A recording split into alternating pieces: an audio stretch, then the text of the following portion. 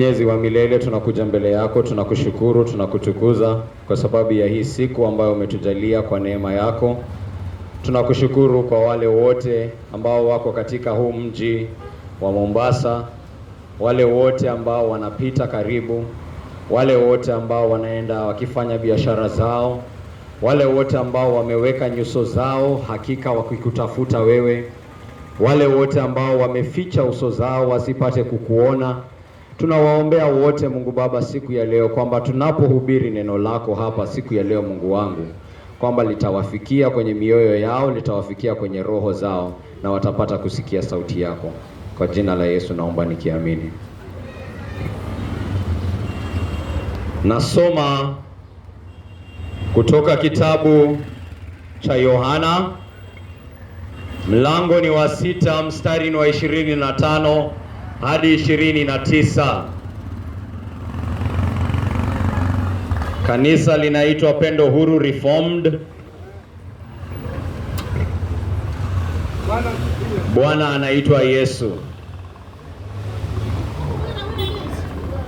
Waliotuma na kuhakikishia ili mjue tumekuja hapa na mamlaka ya nani. Mwingine ananiuliza, mnahubiri kwa mamlaka ya nani?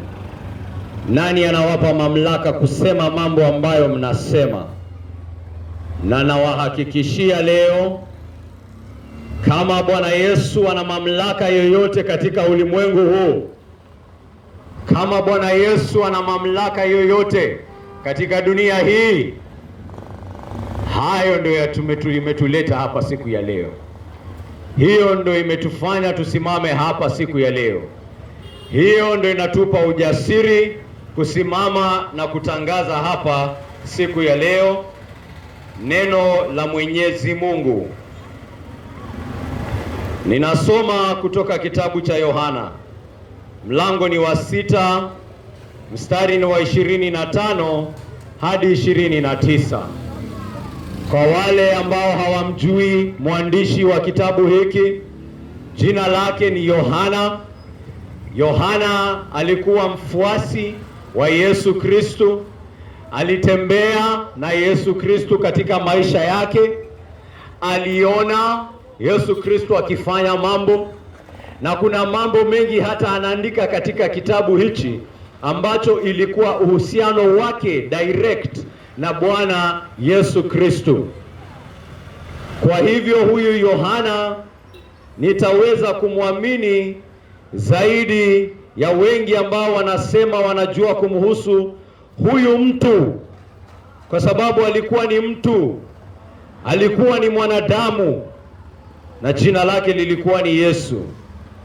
Na Yohana alikuwa hapa maneno haya yalipokuwa yakiansemwa, na Yesu Kristo anasema, inaandikwa hivi: walipomkuta Yesu ng'ambo ya bahari, wakamuuliza, Rabi, umefika lini huku?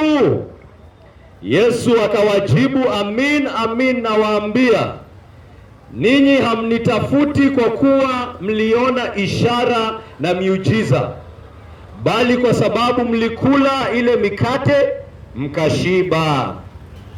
Msishughulikie chakula kiharibikacho, bali chakula kidumucho hata uzima wa milele, ambacho Mwana wa Adamu atawapa. Yeye ndiye ambaye Mungu Baba amemtia muhuri. Ndipo wakamuuliza, tufanye nini ili tupate kuitenda kazi ya Mungu? Yesu akawajibu, kazi ya Mungu ndiyo hii, mwaminini yeye aliyetumwa na yeye. Tufanye nini ili tupate kuitenda kazi ya Mungu? Yesu akawajibu, kazi ya Mungu ni hii, mwamini yule aliyetumwa na yeye. Yesu Kristo anatuhakikishia kwamba ametumwa na Mungu. Hajakuja kivyake, ametumwa na Mungu. Mungu amemtuma kufanya mambo fulani. Mungu amemtuma kusema maneno fulani. Mungu amemtuma kukamilisha mambo fulani. Na Yesu Kristo anasema kazi ya Mungu ni hii. Yule ambaye ametumwa na Mungu, fanya nini? Muamini. Amini anayosema. Amini anayotenda. Amini anayofunza. Amini anayotimiza. Amini anayoonyesha. Mungu akimtuma mtu, kazi yako ni kuamini huyo mtu aliyetumwa na Mungu. Yule aliyetumwa na Mungu anakuja kwa mamlaka ya Mungu. Yule aliyetumwa na Mungu itaonekana waziwazi kwamba ametumwa na Mungu, kwa sababu mamlaka ambayo Mungu amempa itadhihirika, itaonekana wazi. Na hakuna ambaye ilionekana waziwazi kabisa kwamba alitumwa na Mungu kuliko huyu Yesu Kristo. Alifanya mambo ambayo yalidhihirisha kwamba hafanyi mambo ya kibinadamu wa kawaida. Alifanya mambo ambayo yanadhihirisha ya kwamba hajakuja hapa kama binadamu wa kawaida tu. Watu wengi sana wametumwa na Mungu. Hata Musa alipotumwa na Mungu kwenda wa taifa la Israeli, aliambia Mungu, nitafanya ishara gani ili ionekane waziwazi kwamba nimetumwa na wewe? Na Mungu akamwambia, nenda weka hiyo fimbo yako chini, itakuwa nyoka. Fanya hii, weka mkono wako kwa mfuko, toa, itaonekana imepata ugonjwa, rudisha kwa mfuko, toa, itaonekana kwamba umepona. Utafanya ishara kubwa kubwa, utamwongelesha Firauni. Mwambie Firauni, isipotoa hao watu hapa, hiyo maji yote hapo Misri itageuka kuwa damu, ionekane waziwazi Musa ametumwa na Mungu. Tangu lini Musa akakuwa na uwezo wa kugeuza maji yote Misri ikawe damu? Tangu lini? Musa alifanya ishara kubwa sana. Anamwambia Firauni, usipowaacha watu wangu waondoke, hii taifa yako itajaa nzi. Kesho kuna jaa nzi. Hii taifa yako kutakuwa na hail, itaanguka mawe kubwa sana. Mawe yanaanguka. Kwani Musa anaangusha mawe kutoka mbinguni? Tangu lini? Musa anataka kuhakikishia watu kwamba sitakuja hapa kivyangu, nimetumwa na Mungu. Eliya anaenda pale anasema, nimetumwa na Mungu hapa. Tutajuaje umetumwa na Mungu? Ninawaambia, mkiendelea kuabudu hiyo miungu ya Baali, na kuhakikishia hapa siku ya leo, hakutakuwa na mvua katika hii taifa miaka 3 hadi ile siku ambayo nitakasema. Kama nimetumwa na Mungu hapa, mvua itasimama. Kama sijatumwa na Mungu, basi hii mvua haitasimama. Mvua inasimama hadi wanatafuta huyo Eliya kumuua. Huyu Yesu Kristo pia aliwaambia hawa Wayahudi, kama hamtaniamini ninayosema, niamini hata kwa ajili ya zile kazi ninazofanya. Tangu lini nikakuja kwa mtu aliyeoza nikamwambia toka kaburini pale, na akatoka? Wewe unaweza amsha mtu amekufa? Nenda kamwamshe leo basi, tuone wewe na usayansi yako kama unaweza. Yesu Kristo anaamrisha wafu waamke, na wafu wanasikia sauti ya Yesu Kristo, wanaamka. Yesu Kristo anasema ni kwa sababu nimetumwa na Mungu. Kwa hivyo niamini ninayosema, niamini ninayotenda, niamini ninayotimiza. Na anataka ujue kitu fulani. Anawaambia hawa watu, hamjakuja kunifuata ati kwa sababu mumeona ishara. Mumekuja kwa sababu mulishiba jana. Jana niliwalisha, mkakula, mkashiba, mkasikia vizuri. Sasa mumekuja. Na hiyo mimi sikuwa ninawalisha ati kwa sababu ya njaa hivi tu. Kuna ishara nilikuwa ninataka muone. Najua kuna watu hawajaisikia hii ishara. Najua kuna watu hawajawahi soma Biblia.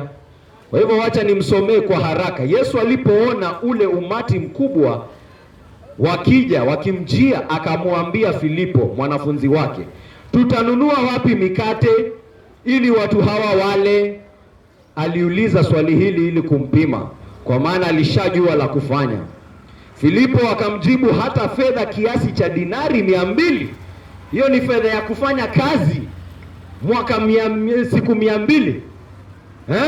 Hiyo ni pesa mingi sana. Anasema hata tungekuwa na 50,000 hapa, haitoshi kununua mkate hata ya watu hapa kupata hata 2 tone. Kila mtu apate slice moja. Ningekuwa hata na 100,000 hapa, singekuwa na pesa ya kutosha watu wapate slice moja moja.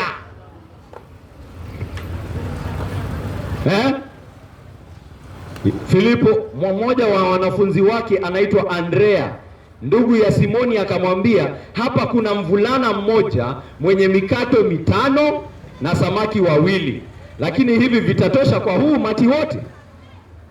Kuna kijana hapa tumesikia ati ako na mkate 5 na samaki 2.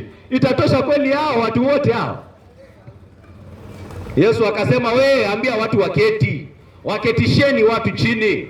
Palikuwa na majani mengi katika eneo lale. Wanaume hao walikuwa karibu wapatao 5,000. Yesu akachukua ile mikate, akamshukuru Mungu, akawagawia wale watu waliokuwa wameketi. Akafanya vivyo hivyo na wale samaki. Kila mtu akapata kadri alivyotaka. Watu wote walipokwisha kula na kushiba, akawaambia wanafunzi wake, kusanyeni vipande vilivyobaki vya ile mikate, kisipotee chochote. Hivyo wakavikusanya, wakajaza vikapu 12. Watu walikula wakashiba kutoka na mkate 5 na samaki 2. Na hata baada ya wao kukula wakashiba, kukabaki, wakasema hiyo imebaki, hiyo hakuna kitu inaenda waste, okota. Wakaokota na ikajaza vikapu ngapi? Vikapu ngapi? 12. Vikapu 12. Baada ya wanaume 5,000, hawajahesabu wanawake na watoto. Hawajahesabu wanawake na watoto, ni wanaume tu wamehesabiwa. 5,000, mikate 5, samaki 2. Ishara kubwa. Yesu Kristo anawaangalia hawa watu, anawaonea huruma. Anasema hawa watu watakula nini? Ninawasikia huruma, wapee kitu ya kula. Wapeni kitu ya kula. Hatuna. Hata tungekuwa na 100K, bwana wangu, hata slice 5, hata slice moja haitoshi. Yesu Kristo anasema hii ni ishara alikuwa anataka kuonyesha. Anaonyesha anajua hawa watu wako na njaa. Yesu Kristo anajua watu wako na njaa. Yesu Kristo anajua watu wako na njaa. Na Yesu Kristo anajua hawa watu hawana rasilimali ya kutimiza hiyo njaa. Watu wako na njaa na hawana mali ya kutimiza hiyo njaa. Anataka kuwaonyesha, na kile kidogo ambacho wako nacho kikiwa mikononi mwa Yesu Kristo. Trick hapa ni kukuwa na Yesu Kristo, inatosha kulisha watu 5,000. Watakula washibe na watosheke. Watakula washibe na watosheke. Yesu Kristo anataka kukuonyesha hiyo. Yesu Kristo anatambua uko na njaa siku ya leo. Yesu Kristo anatambua, unajua kuna jambo linakosa katika maisha yako. Anajua wewe mwenyewe, unajua kuna jambo ambalo linafanya moyo wako unasikia ni kama kwamba it is empty. Unahitaji fulfillment, unahitaji kutoshelezwa, unahitaji kutoshelezwa, unahitaji kutosheka, unahitaji kushibishwa.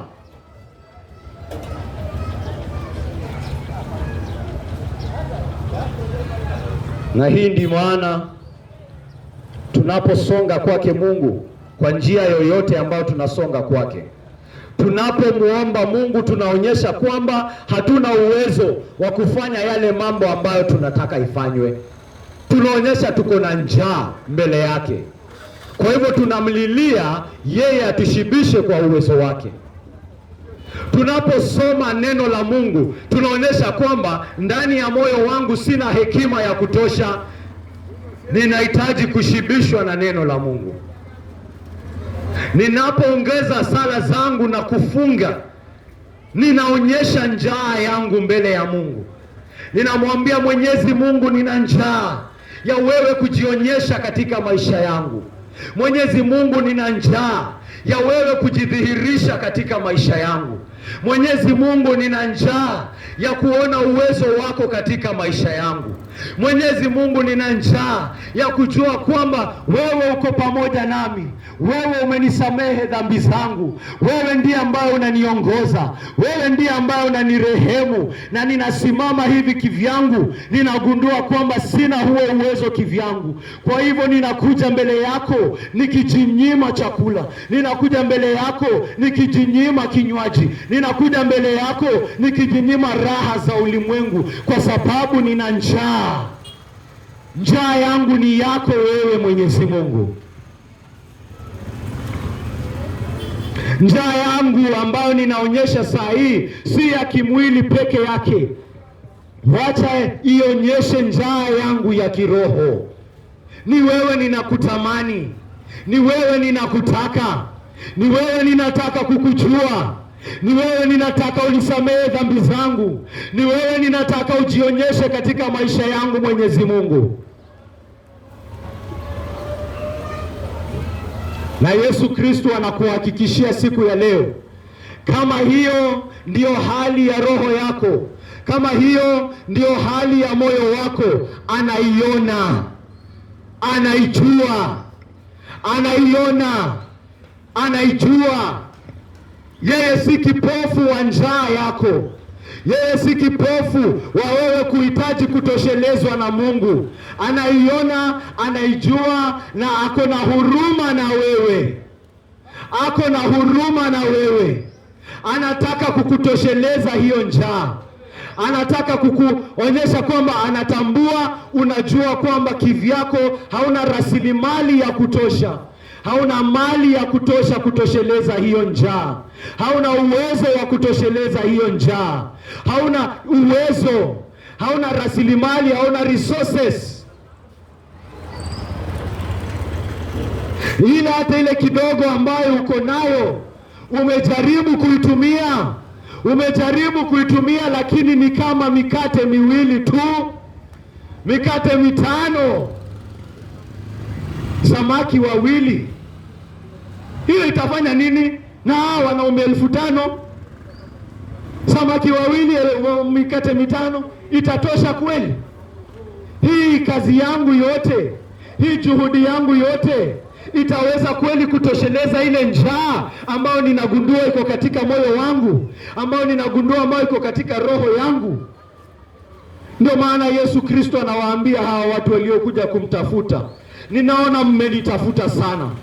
Ninaona mmevuka bahari. Ninaona mmevuka, mmechukua maboats, mameli, mmechukua mameli, mmevuka, mmenitafuta, hata mmenipata. Mnauliza, Bwana, hatukukuona ukivuka, umekuwa wapi? Umejificha wapi? Hatukukuona ukivuka. Nakwambia ninaona mnanitafuta, na ni kwa sababu mlikula jana. Mimi nawaambia msijishughulishe na hii chakula ya leo. Nataka mjishughulishe na chakula ya uzima wa milele. Nataka ufanye kazi. Ndio, ninaona wewe ni mwenye bidii sana. Ninaona wewe ni mwenye juhudi sana. Nzuri sana. Good. Ninaona uko na juhudi sana, ndugu yangu, wa kumtafuta Mungu. Ninaona uko na juhudi sana ya kutafuta sura ya Mungu. Nakwambia vyema. Kuna wengi hata hawamtafuti Mungu. Kuna wengi hata hawatafuti sura ya Mungu. Wewe unatafuta sura ya Mungu. Wewe umevuka vyema. Lakini usitafute Mungu kwa njia isiyofaa. Tafuta Mungu kwa njia ambayo utapata uzima wa milele. Jishughulishe, jitahidi, weka bidii yako kwa njia ambayo unatafuta uzima wa milele. Akasema, haya basi Bwana, umesema tufanye kazi ili tupate uzima wa milele. Hii ni kazi gani hii unatuambia tufanye? Haya, wacha haya basi, mmenifuata, mmenipata. Kazi lazima mfanye kazi, mshaona. Ndio, lazima mtie juhudi. Ndio, juhudi mnayofaa kufanya ni hii. Yule ambaye ametumwa na Mungu umwamini. Hiyo ndio kazi yako. Nakwambia hiyo ndio kazi yako siku ya leo. Yule ambaye Mungu amemtuma, kazi yako sasa ni hii. Believe him. Muamini. Muamini ndugu yangu. Nakwambia siku ya leo jinsi ambavyo unavyoishi ni kwa sababu kuna jambo unaamini. Ni kuna jambo fulani unaamini ndio linakufunza, ndio linakuelekeza katika maisha yako. Kuna mwingine anaamini ataokolewa na pesa. Kuna mwingine anaamini biashara yake ikikua apate mafedha, aongeze mapesa, aongeze mabiashara, ndio mambo yake itaenda vizuri, ndio aya. Hiyo ndio anaamini. Na hiyo ndio inajionyesha katika maisha yake jinsi ambavyo anamuongezeka. Huyo yuko tayari hata kuachana na familia yake ndio biashara ikue. Itamtosheleza kweli? Anafanya kazi ndio, juhudi zake ameziweka ndio, lakini ni kwa chakula kisichodumu. Ni kwa chakula ambacho hakitoshelezi. Ni chakula ambacho anakula leo na kesho hakiko. Na akikufa iko chakula hakiwezi kumsaidia. Kuna mwingine anafikiri chakula anachofanya ni mashamba. Mashamba na mashamba. Wanawake na wanawake. Mabibi na mabibi. Magari na magari. Manguo na manguo. Kusifiwa na wanadamu na kupigiwa makofi na wanadamu. Hiyo ndio chakula ambacho kinamlisha. Hiyo ndio chakula ambacho kinamtosheleza. Hiyo ndio chakula ambacho kinamuweka usiku. Je, hicho chakula kinamshibisha au kinamuozesha? Amekula chakula hicho, amekuwa mnafiki. Amekula chakula hicho, amekuwa mwenye wivu. Amekula chakula hicho, amekuwa katili. Amekuwa mchoyo. Amekuwa muongo. Amekuwa fisadi kwa sababu ya kile chakula anachokula. Anasema, ndugu yangu, hii Kenya usipokuwa fisadi, biashara yako haiwezi kuwa. Kwa hivyo kwa nini anakuwa fisadi? Si ni kwa sababu ya biashara yake. Hiyo ndio anafikiria itamuokoa. Hiyo ndio chakula anakula. Anatia juhudi, ana jitihada ya kukula kile ambacho hakishibishi. Kinamgeuza katili. Kinamuozesha ndani. Kinamaliza. Ndugu yangu, unakula nini? Nini hii inakutia inakupea unafanya sikia ni kama uko sawa? Ha? Ni nini? Na wewe unakula nini ndugu yangu?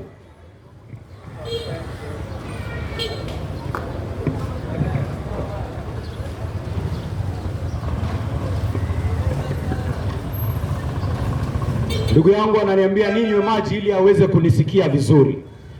Ndio Bwana Yesu akisimama asiseme mhubiri alikuwa na sauti korokoro. Ndugu yangu sikia, unakula nini? Unashibishwa na nini?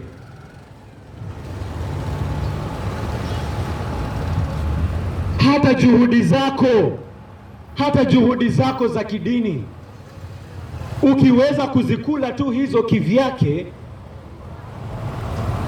ndugu yangu, unatia juhudi. Hilo ni jambo nzuri. Mimi nataka tu niambie kama unashiba. Nataka uniambie kama unashiba. Nataka uniambie kama inakutosheleza kiroho. Kama umepata amani na Mungu. Kama unapata amani katika moyo wako, hiyo ndio ninataka kujua ndugu yangu. Umetia juhudi na ninasema sawa. Lakini ndugu yangu, yaweza kwamba unatia juhudi kwa njia isiyofaa. Yesu Kristo anakuja anakuambia unafaa kutia juhudi yako kwa njia inayofaa. Juhudi yangu ni gani? Amini ambaye Mungu amemtuma. Usiamini hekima yako. Usiamini ambao hawajatumwa na Mungu. Usiamini sayansi yako. Kama Mungu amekuja na ujumbe, muamini.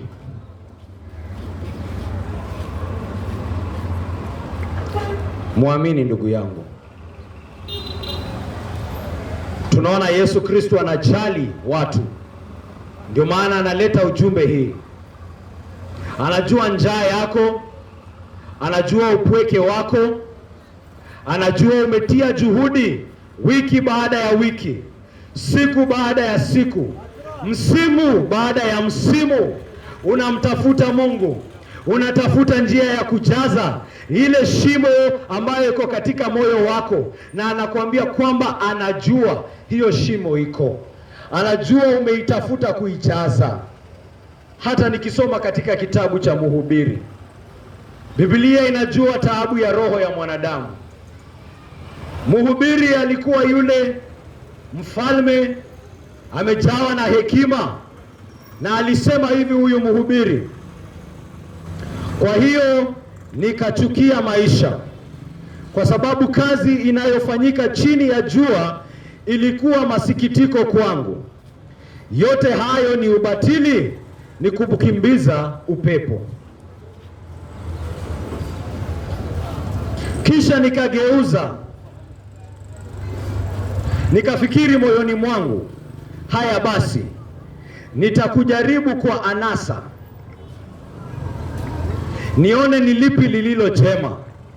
Lakini hilo nalo likaonekana ni ubatili. Alikuwa anatafuta maana ya maisha, akasema wacha nijaribu anasa, pengine anasa ndio maana nimezaliwa, ndio niishi maisha ya anasa, nifurahie, hakuna kitu nitajinyima. Akasema ni ubatili, haishibishi, ni kukimbiza upepo. Baada ya kukula raha zake zote, baada ya kukunywa pombe yake yote, baada ya kuvuta sigara yake yote, kukula miadarati yake yote, kujishirikishana kule na nje pale kote, anagundua ako na upweke ule ule tu alikuwa nao kutoka mwanzo. Anagundua moyo wake uko bure tu kuliko vile tu alivyokuwa pale mwanzo. Ni batilifu, haijafanya chochote. Kama kuna kitu imefanya, hata imemuozesha. Nikasema kicheko nacho ni upumbavu, nayo matokeo ya anasa ni nini? Nikajaribu kujifurahisha kwa mvinyo na kukumbatia upumbavu, huku bado akili yangu inaniongoza kwa hekima. Nilitaka kuona ni lipi bora watu wafanye kwa siku chache wanazoishi chini ya mbingu. Nikafanya miradi mikubwa, nikajijengea majumba, nikalima mishamba ya mizabibu, nikatengeneza bustani na viwanja vya starehe, nikaotesha huko kila aina ya miti na matunda, nikajenga mabwawa ya kukusanya maji ya kunyweshea hiyo miti iliyokuwa inastawi vizuri, nikanunua watumwa wa kiume, nikanunua watumwa wa kike, watumwa wengine hata wakazaliwa kwa nyumba yangu. Pia nilikuwa na makundi ya ng'ombe, kondoo, mbuzi kuliko mtu yoyote aliyewahi kuishi Yerusalemu kabla yangu. Nikajikusanyia fedha na dhahabu, hazina za wafalme na majimbo, nikajipatia waimbaji wanaume na wanawake, naze nyumba za masuria. Nikawa maarufu sana kuliko mtu mwingine yeyote aliyepata kuishi Yerusalemu kabla yangu. Katika haya yote bado nikawa nina hekima. Sikujinyima kitu chochote ambacho macho yangu yalikitamani. Hakuna anasa ambayo nilijinyima moyoni mwangu. Moyo wangu ulifurahia kazi yangu yote, hata ikakuwa thawabu kwa kazi yangu yote. Hata hivyo, nilipokuja kuangalia yote ambayo mikono yangu ilikuwa imefanya na yale yote niliyotaabika kukamilisha kila kitu kilikuwa ni ubatili, ni kukimbiza upepo. Hapakuwa na faida yoyote chini ya jua. Yaani ile thawabu nilipata na ile juhudi ambayo niliweka haziambatani. Niliweka juhudi kiasi fulani na thawabu niliyopokea kutoka kwa hizo juhudi haziambatani. Kwa sababu nimefanya kazi, sijalala usiku, nimepeana maamri huku na kule, imebidi nifaya wafanyikazi wengine, nimekosana na wengine, imebidi ningoje shamba ikue. Yani nimetia juhudi, na hiyo kazi ambayo, hiyo thawabu nimepokea kutoka kwa juhudi zangu haziambatani. Nilikuwa ninatarajia faida kubwa zaidi ya hii. Nikiangalia ile kazi ambayo nimefanya na faida ambayo nimepata haziambatani. Ndugu yangu, hiyo ndio ubatilifu wa maisha.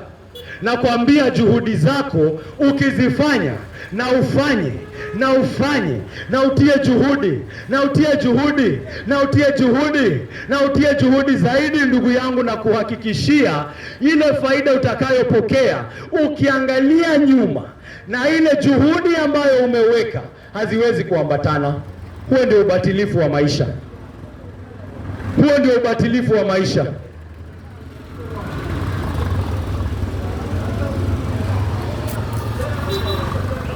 Asikia mhubiri anasema hivi. Mhubiri anasema mtu mwenye hekima ana macho katika kichwa chake, mpumbavu anatembea gizani.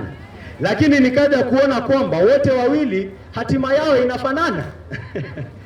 Kisha nikafikiri moyoni mwangu, hatima ya mpumbavu inanipata mimi pia. Nitafaidi nini basi kwa kuwa na hekima? Nikasema moyoni mwangu, hili nalo ni ubatili. Kwa maana kwa mtu mwenye hekima, kama ilivyo kwa mpumbavu, hata kumbukwa kwa muda mrefu. Katika siku zijazo wote wanasahaulika. Kama vile ilivyo kwa mpumbavu, mtu mwenye hekima pia lazima atakufa. Anakuambia hata wewe na hizo juhudi zako zote, hatima yako na hatima ya yule ambaye hajafanya hizo juhudi, bado kuna mahali mnapatana. Bado kuna mahali mnapatana. Inakuwa ni kama kwamba ungefanya hizo juhudi, usingezifanya, bado unabaki pale pale.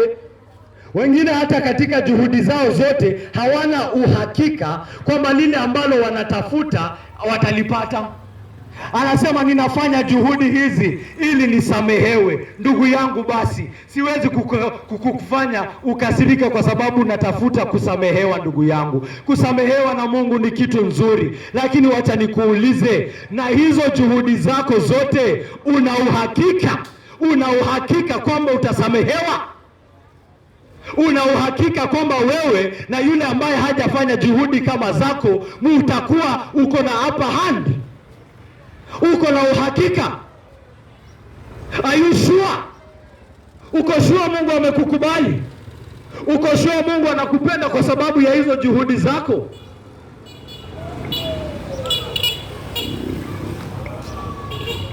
Inakuwa juhudi zako ni batilifu, ndugu yangu.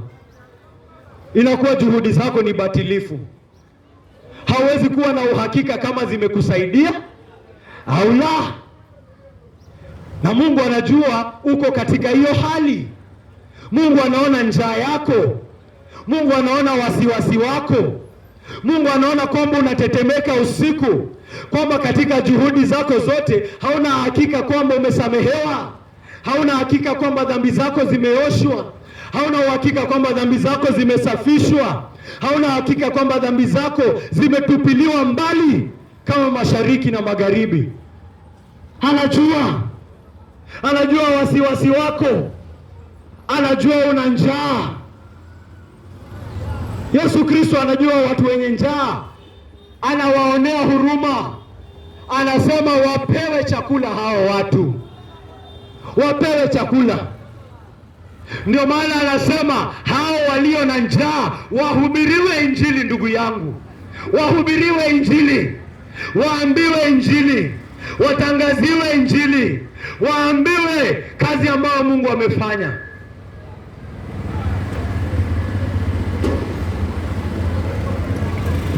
Wapewe chakula, ndugu yangu. Wapewe. Waletewe. Tangaza kote kote, mabarabarani. Tangaza mabarabarani, walishe chakula. Wana njaa, wana wasiwasi, wana hofu. Tangaza kwenye masoko, wana njaa, wana hofu, wana wasiwasi. Tangaza kwenye manyumba, wanatetemeka. Wapelekee mmoja kwa mmoja. Waletee habari njema ya wokovu. waletee habari njema ya kazi ambayo Mungu amefanya, ili kukuhakikishia kwamba dhambi zako zimesamehewa. Usibaki na wasiwasi wako, usibaki na kutetemeka kwako, usibaki na hofu yako. Uwe na uhakika bila shaka.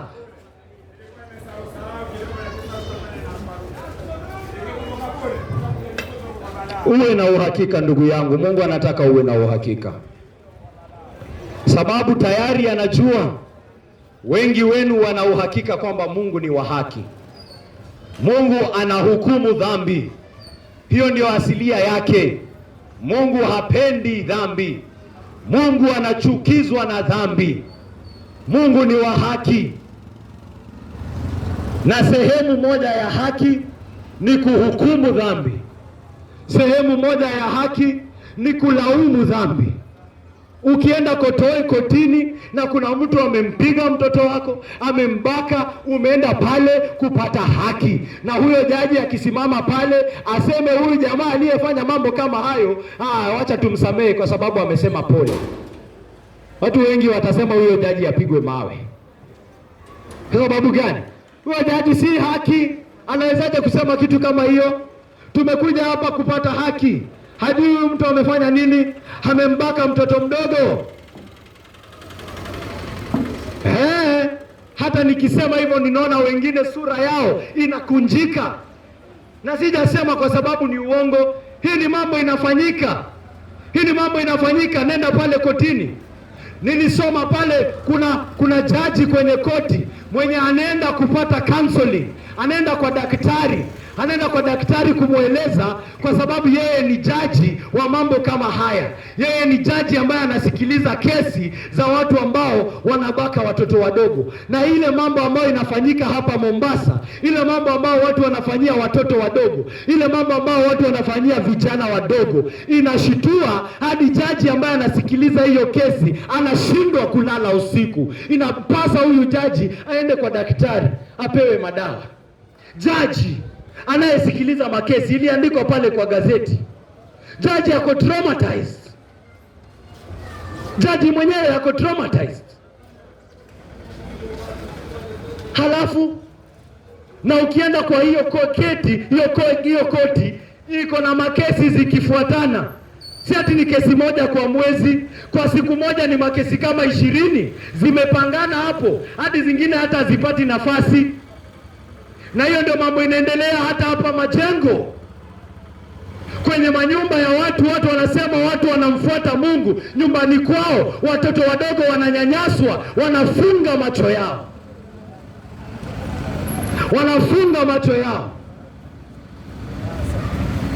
wanasema tunamwabudu Mungu. Watoto wadogo hawawezi kutetewa, wanaziba macho. Kwani Mungu atafanya mambo kama haya? Mungu atafunga macho yake aseme sioni, hao ni watu wangu, sioni? La hasha, Mungu ni wa haki. Atahukumu hao wanyanyasaji watoto, atahukumu wauaji wote, atahukumu waongo wote, atahukumu wafisadi wote, atahukumu wenye matusi wote, hata wahukumu. Ndio ndugu yangu, hata mimi nikitangaza najitangazia hata mimi mwenyewe kwamba nikija hapa na kama ninadanganya watu kwa jina la Mungu, nina uhakika hata mimi nitahukumiwa, kwani mimi ni exception. Mungu amesema watu wote watahukumiwa ila wale wanaohubiri. Kwanza mhubiri ndio ataanziwa. Mimi ndio nitakuwa hapo kwa front line, watu wa kutangazia wengine. Kuja hapa wewe wa kutangazia wengine. Ulikuwa unaambia watu wasiibe, wewe ni mwizi. Ulikuwa unaambia watu wasitusiane, wewe ni mwenye matusi. Ama ulifikiria katika kutangazia kufunza wengine wasiibe, wewe sasa uko excused.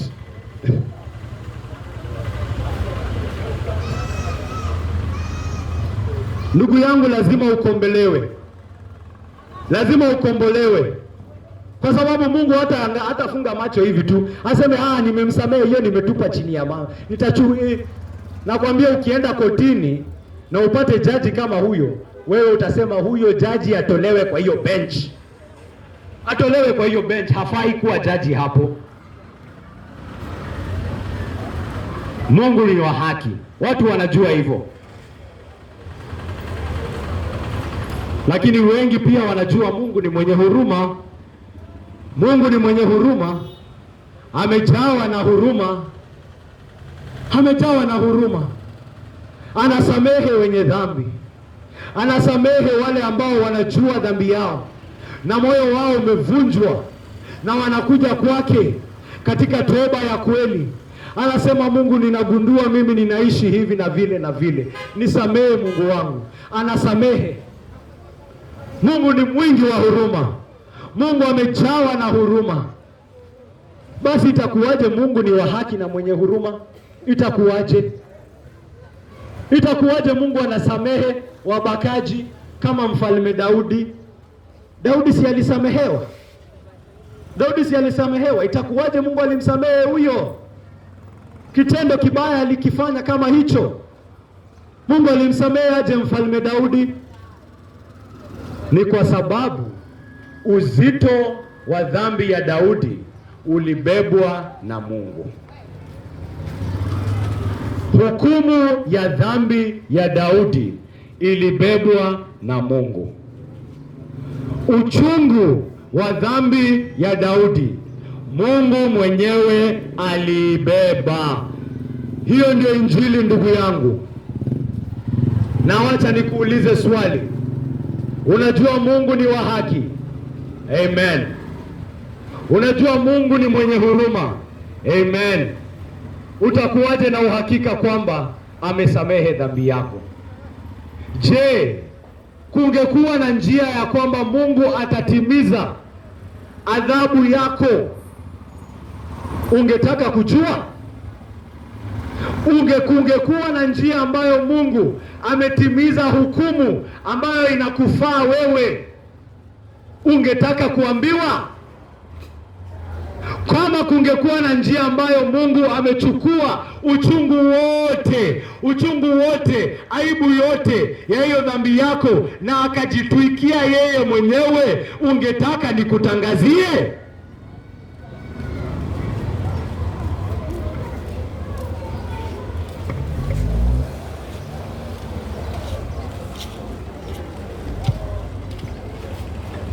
Msikize Yesu Kristo. Amesema muamini mwenye Mungu ametuma. Na mwenye Mungu ametuma anasema hivi. Anasema, amin amin nawaambia, si Musa aliwapa mkate kutoka mbinguni, bali Baba yangu ndiye anawapa mkate wa kweli kutoka mbinguni. Kwa maana mkate wa Mungu ni yule anayeshuka kutoka mbinguni na kuupa ulimwengu uzima. Mkate ambao Mungu anawapea siku ya leo ni yule ambaye ameshuka kutoka mbinguni, amekuja katika ulimwengu, amechukua mwili ili kupitia kwake ulimwengu upate uzima. Hiyo ndio mkate Mungu anakuletea leo kule. Anajua uko na njaa, anajua uko na wasiwasi, ndugu yangu. Wakamwambia, Bwana, kuna mkate kama huo? Basi tupee mkate kuanzia leo. Tupee mkate kuanzia leo na utupee hiyo mkate kila siku. Yesu akawaambia, mimi ndimi mkate wa uzima. Yeye ajaye kwangu hataona njaa kamwe. Yeye aniaminie hataona kiu kamwe.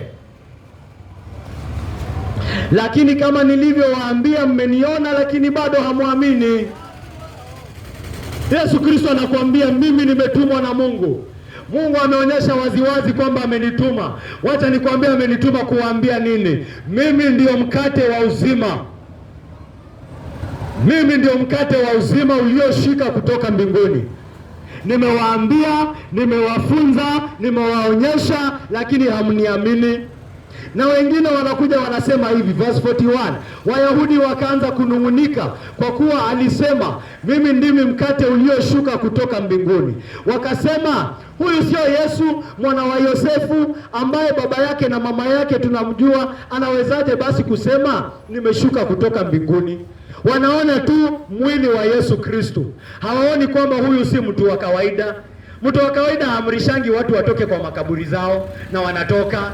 Mtu wa kawaida achukuangi mikate miwili analisha watu. Mtu wa kawaida haambiangi bahari inyamaze. Mtu wa kawaida haambiangi vipofu, wewe hiyo macho naifungua leo, efata, efata, efata, na masikio inafunguka. Mtu wa kawaida hafanyangi hivyo. Wao hawaoni hivyo, wanasema Yesu ni mwanadamu tu, Yesu ni mwanadamu tu, Yesu ni mtume tu. Na Yesu Kristo anakuambia la hasha, nimetumwa na Mungu. Nimetumwa na Mungu, mimi nimekuja hapa kuambia lazima mule mwili wangu.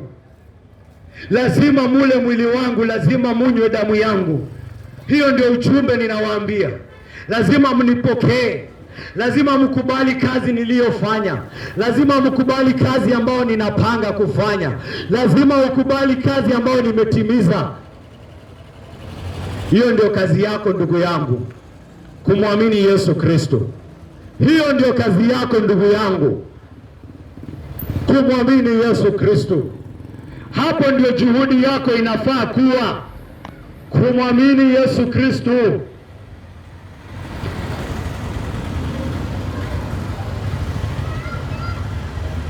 Amin, amin nawaambia, yeye anayeamini anao uzima wa milele.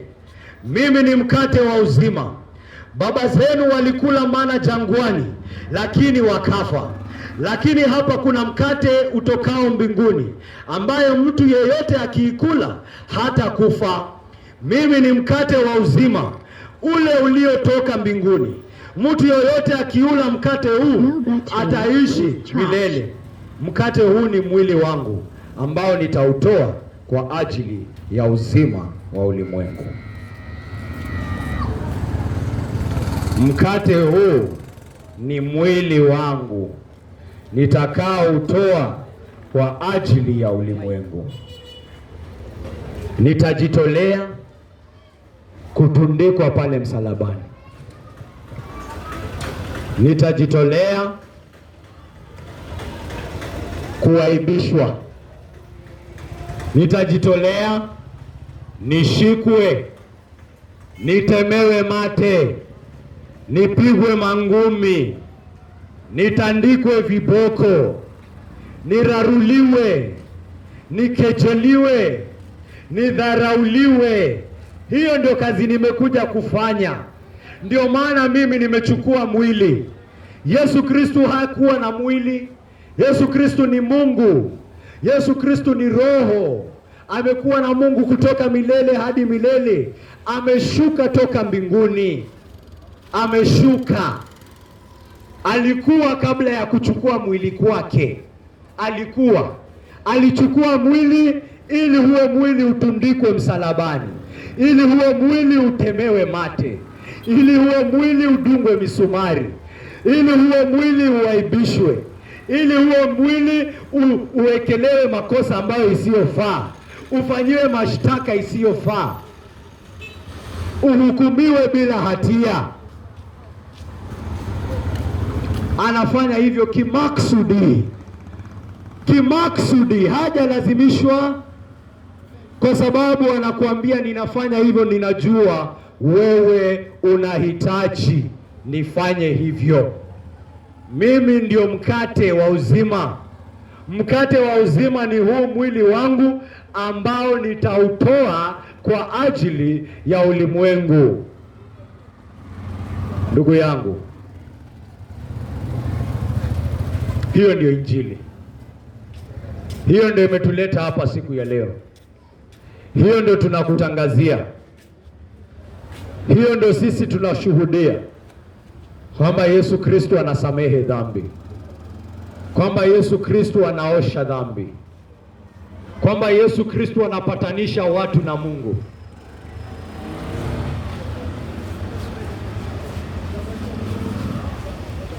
chapa ya kufanya hii kazi amewekewa naye Mungu Mwenyezi aliyemtuma. Hajakuja kwa mamlaka yake peke yake, amekuja kwa mamlaka ya yule aliyemtuma, ambaye ni Mungu Mwenyezi aliye juu, ambaye ni Mungu wa haki, ambaye ni Mungu wa neema, ambaye ni Mungu mwingi aliyejawa na rehema, aliyejawa na rehema kwa wenye dhambi.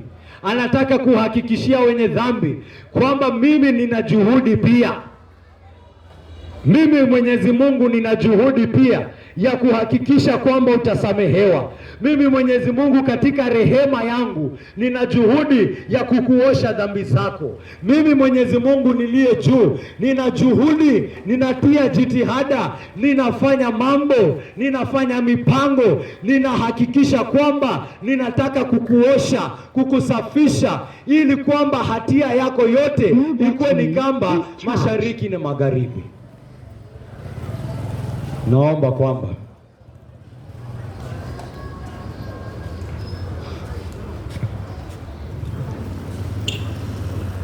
amefanya hiyo kwa kumtuma mwanao Yesu Kristo.